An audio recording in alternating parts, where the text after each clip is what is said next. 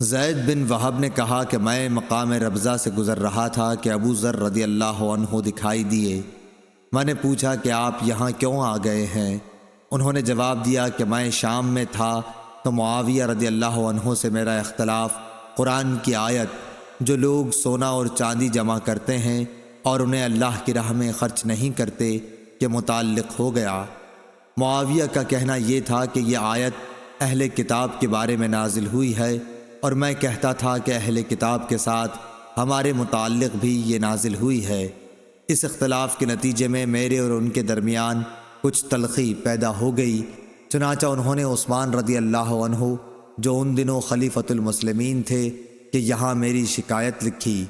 عثمان رضی اللہ عنہ نے مجھے لکھا کہ میں مدینے چلا آؤں، چنانچہ میں چلا آیا۔ وہاں جب پہنچا تو لوگوں کا میرے یہاں اس طرح ہجوم ہونے لگا جیسے انہوں نے مجھے پہلے دیکھا ہی نہ ہو۔ پھر جب میں لوگوں کے اس طرح اپنی طرف آنے کے متعلق عثمان رضی اللہ عنہ سے کہا تو انہوں نے فرمایا کہ اگر مناسب سمجھو تو یہاں کا قیام چھوڑ کر مدینے سے قریب ہی کہیں اور جگہ الگ قیام اختیار کر لو۔ یہی بات ہے جو مجھے یہاں ربضہ تک لے آئی ہے۔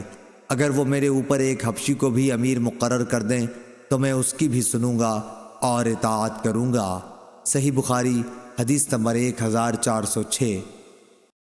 سعید جریری نے ابو العلا یزید سے بیان کیا، ان سے احنف بن قیس نے، انہوں نے کہا کہ میں بیٹھا تھا۔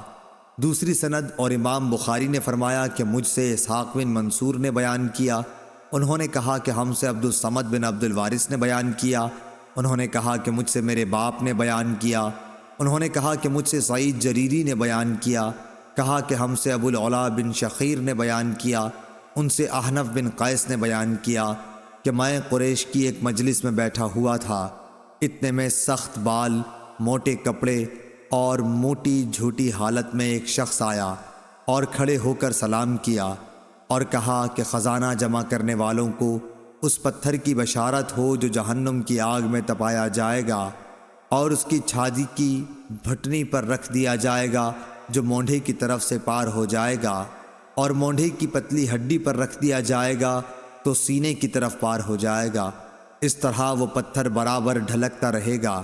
یہ کہہ کر وہ صاحب چلے گئے اور ایک ستون کے پاس ٹیک لگا کر بیٹھ گئے۔ میں بھی ان کے ساتھ چلا اور ان کے قریب بیٹھ گیا۔ اب تک مجھے یہ معلوم نہ تھا کہ یہ کون صاحب ہے۔ میں نے ان سے کہا میرا خیال ہے کہ آپ کی بات قوم نے پسند نہیں کی۔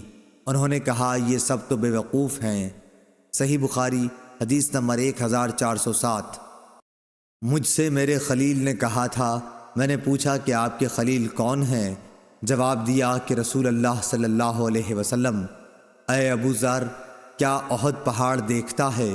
ابو ذر رضی اللہ عنہ کا بیان تھا کہ اس وقت میں نے سورج کی طرف نظر اٹھا کر دیکھا کہ کتنا دن ابھی باقی ہے، کیونکہ مجھے آپ کی بات سے یہ خیال گزرا کہ آپ اپنے کسی کام کے لیے مجھے بھیجیں گے۔ میں نے جواب دیا کہ جی ہاں، احد پہاڑ میں نے دیکھا ہے۔ آپ نے فرمایا کہ اگر میرے پاس احد پہاڑ کے برابر سونا ہو، میں اس کے سوا دوست نہیں رکھتا کہ صرف 3 دینار بچا کر باقی تمام کا تمام اللہ کے راستے میں دے ڈالوں۔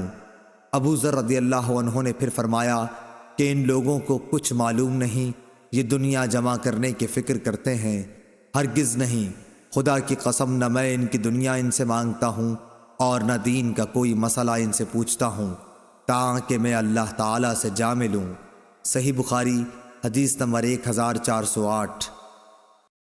قیس بن ابی حازم نے بیان کیا اور ان سے ابن مسعود رضی اللہ عنہ نے بیان کیا کہ حسد، رشک کرنا صرف 2 ہی آدمیوں کے ساتھ جائز ہو سکتا ہے، ایک تو اس شخص کے ساتھ جسے اللہ نے مال دیا اور اسے حق اور مناسب جگہوں میں خرچ کرنے کی توفیق دی، دوسرے اس شخص کے ساتھ جسے اللہ تعالیٰ نے حکومت، عقل، علم قرآن و حدیث اور معاملہ فہمی دی اور وہ اپنی حکمت کے مطابق حق فیصلے کرتا ہے اور لوگوں کو اس کی تعلیم دیتا ہے۔ صحیح بخاری حدیث نمبر 1409۔ عبد الرحمن بن عبداللہ بن دینار نے بیان کیا، ان سے ان کے والد نے، ان سے ابو صالح نے اور ان سے ابو ہریرہ رضی اللہ عنہ نے کہ رسول اللہ صلی اللہ علیہ وسلم نے فرمایا جو شخص حلال کمائی سے ایک کھجور کے برابر صدقہ کرے اور اللہ تعالیٰ صرف حلال کمائی کے صدقے کو قبول کرتا ہے تو اللہ تعالیٰ اسے اپنے داہنے ہاتھ سے قبول کرتا ہے، پھر صدقہ کرنے والے کے فائدے کے لیے اس میں زیادتی کرتا ہے، بالکل اسی طرح جیسے کوئی اپنے جانور کے بچے کو کھلا پلا کر بڑھاتا ہے تاکہ اس کا صدقہ پہاڑ کے برابر ہو جاتا ہے۔ عبد الرحمن کے ساتھ اس روایت کے مطابق سلیمان نے عبداللہ بن دینار کی روایت سے کی ہے، اور ورقہ نے ابن دینار سے کہا، ان سے سعید بن یسار نے، ان سے ابو ہریرہ رضی اللہ عنہ نے، اور ان سے نبی کریم صلی اللہ علیہ وسلم نے، اور اس کی روایت مسلم بن ابی مریم، زید بن اسلم اور سہیل نے ابو صالح سے کی، ان سے ابو ہریرہ نے، اور ان سے نبی کریم صلی اللہ علیہ وسلم نے۔ صحیح بخاری حدیث نمبر 1410۔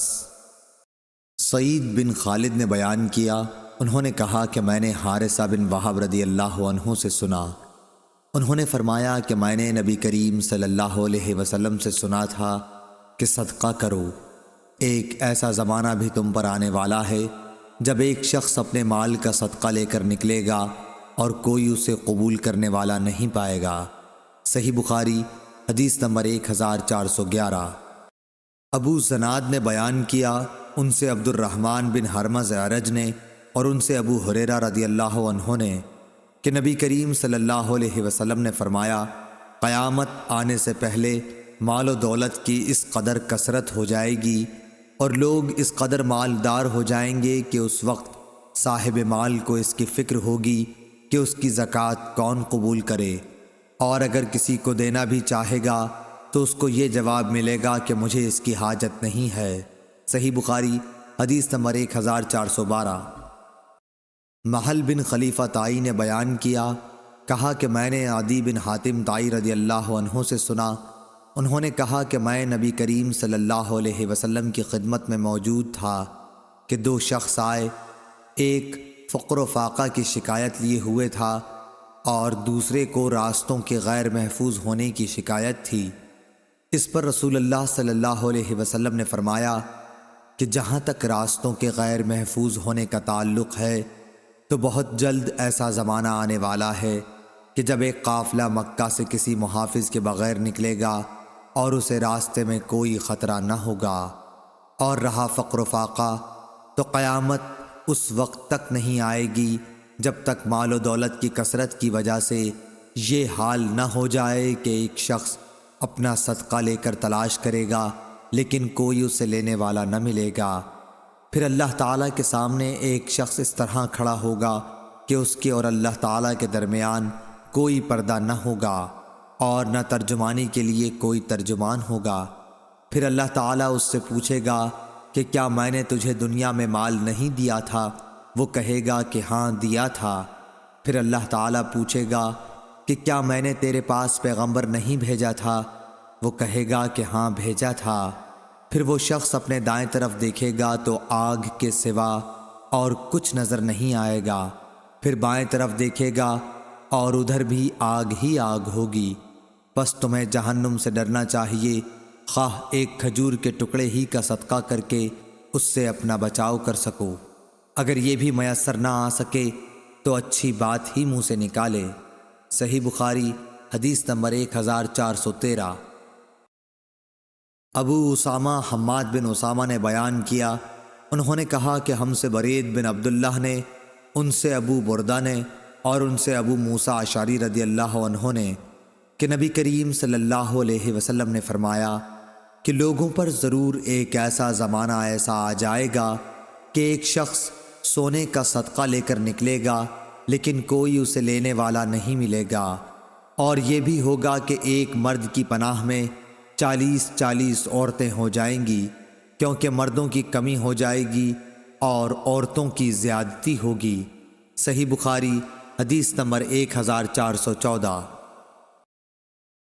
شعبہ بن حجاج نے بیان کیا، ان سے سلیمان اعمش نے، ان سے ابو وائل نے، اور ان سے ابو مسعود انصاری رضی اللہ عنہ نے فرمایا کہ جب آیت صدقہ نازل ہوئی تو ہم بوجھ ڈھونے کا کام کیا کرتے تھے تاکہ اس طرح جو مزدوری ملے اسے صدقہ کر دیا جائے۔